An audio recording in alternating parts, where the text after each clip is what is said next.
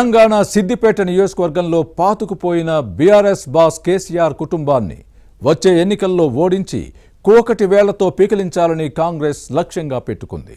దశాబ్దాలుగా ఇతర పార్టీలకు స్థానం లేకుండా చేస్తోందన్న పొలిటికల్ ఫ్యామిలీకి చెక్ పెట్టడమే హస్తం పార్టీ ఎజెండాగా కనిపిస్తోంది.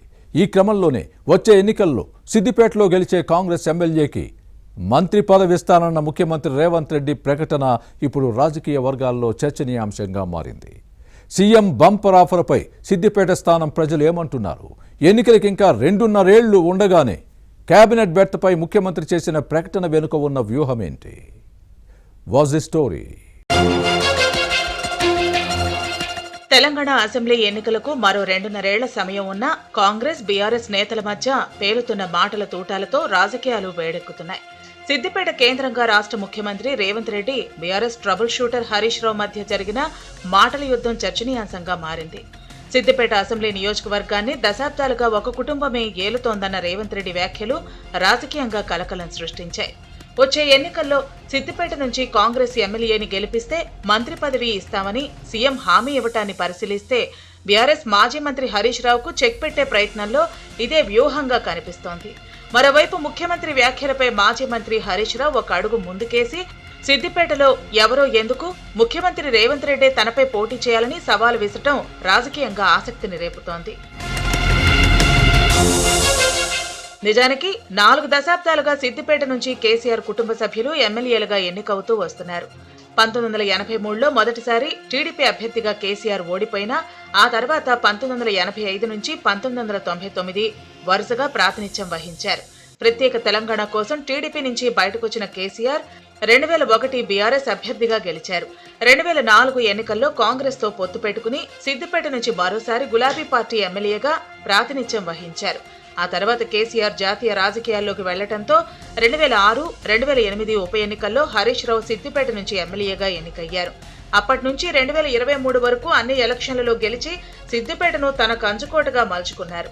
సిద్దిపేట నుంచి కేసీఆర్ 6 సార్లు, హరీష్ రావు 7 సార్లు ప్రాతినిధ్యం వహించారంటే ఈ కుటుంబం ఎంతలా పాతుకుపోయిందో అర్థం చేసుకోవచ్చు. దీంతోనే ముఖ్యమంత్రి రేవంత్ రెడ్డి వచ్చే ఎన్నికల్లో సిద్దిపేటలో హరీష్ రావును ఓడిస్తే రాజకీయంగా ఎదురుండదని భావిస్తున్నారు. మరొక వైపు సిద్దిపేట నియోజకవర్గ అభివృద్ధికి కాంగ్రెస్ ప్రభుత్వం నిధులు ఇవ్వటం లేదన్న హరీష్ రావు ఆరోపణ. దీంతో బీఆర్ఎస్ ప్రభుత్వంలో మంజూరైన పథకాలకు ఫండ్స్ మంజూరు చేయటం లేదంటూ మాజీ మంత్రి హరీష్ రావు ముఖ్యమంత్రికి లేఖ రాసిన విషయాన్ని గుర్తుపెట్టుకోవాలి.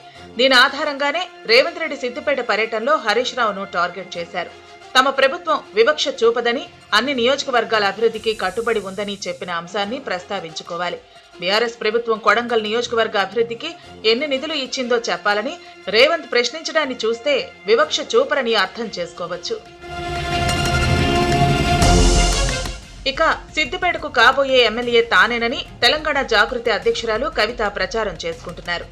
వచ్చే ఎన్నికల నాటికి నియోజకవర్గాల పునర్విభజన జరగనుంది. మహిళా రిజర్వేషన్లు అమలయ్యే అవకాశం ఉంది. దీంతో సిద్దిపేట ఉమెన్స్ కు రిజర్వ్ అవ్వచ్చని కవిత భావిస్తున్నారు. ఈ క్రమంలోనే సిద్దిపేటపై కన్నేసినట్టు రాజకీయ వర్గాల్లో వినిపిస్తోంది. ఈ స్థానాన్ని మహిళలకు రిజర్వ్ చేస్తే హరీష్ రావు మరొక నియోజకవర్గాన్ని చూసుకోవాల్సి ఉంటుంది. అప్పుడు ఇక్కడి నుంచి బీఆర్ఎస్ మహిళా అభ్యర్థిని బరిలోకి దించాల్సి వస్తుంది. గతంలో తన తండ్రి ప్రాతినిధ్యం వహించిన సిద్దిపేట నుంచి ఎమ్మెల్యేగా గెలిచి అసెంబ్లీలో అడుగు పెట్టాలన్నది కవిత లక్ష్యంగా కనిపిస్తోంది. దీంతో పాటు కేటీఆర్ ప్రాతినిధ్యం వహిస్తున్న సిరిసిల్ల, ఇతర ముఖ్య నాయకులు ఎమ్మెల్యేలుగా ఉన్న నియోజకవర్గాలు మహిళలకు రిజర్వ్ అయితే ఆయా స్థానాల్లో బలమైన అభ్యర్థులను నిలబెట్టాలని కవిత భావిస్తున్నారు. భవిష్యత్ పరిణామాలను పరిశీలించాలి.